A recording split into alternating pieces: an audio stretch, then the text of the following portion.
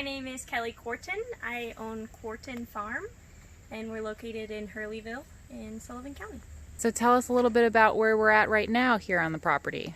This is our prop house. In the spring, it's primarily starts, transplants, some early spring greens in the ground, and right now it is serving as a curing house for onions, and our pepper crop is inside this year.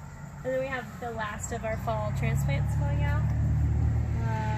And so it's kind of a dual purpose prop house and greenhouse indoor growing.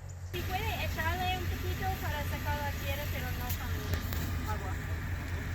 Como ella sabe. Oh, ya sabes. Los 4 tipos tienen. What brought you into farming originally? I moved up to Sullivan County with some friends who also were farming, and I just found it really suited me.